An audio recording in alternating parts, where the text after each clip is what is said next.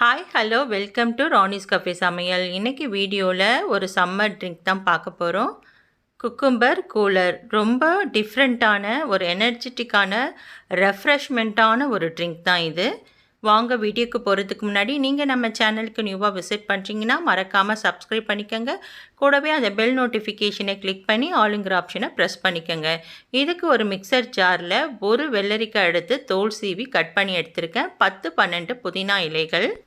அடுத்து ஒரு pinch pepper powder, ஒரு பிஞ்சு பிளாக் சால்ட் அதையும் ஆட் பண்ணிக்கலாம். ஒரு ஆஃப் லெமன் எடுத்து ஸ்க்வீஸ் பண்ணிக்கலாம்.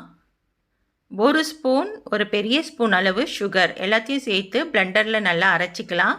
அரைச்சிட்டு இந்த மாதிரி ஒரு வடிகட்டியில் போட்டு நல்லா வடிகட்டி எடுத்துக்கலாம்.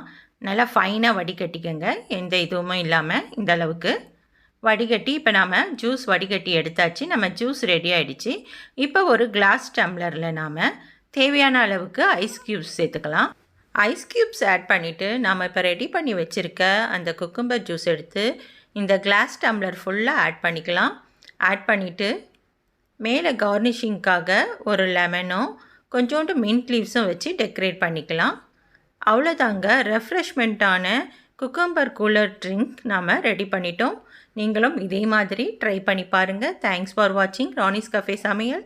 உங்களுக்கு இந்த வீடியோ பிடிச்சிருந்தால் லைக் பண்ணி ஷேர் பண்ணி சப்ஸ்கிரைப் பண்ணிக்கோங்க. கூடவே அந்த பெல் நோட்டிஃபிகேஷனை கிளிக் பண்ணி ஆளுங்கிற ஆப்ஷனை ப்ரெஸ் பண்ண மறக்காதீங்க.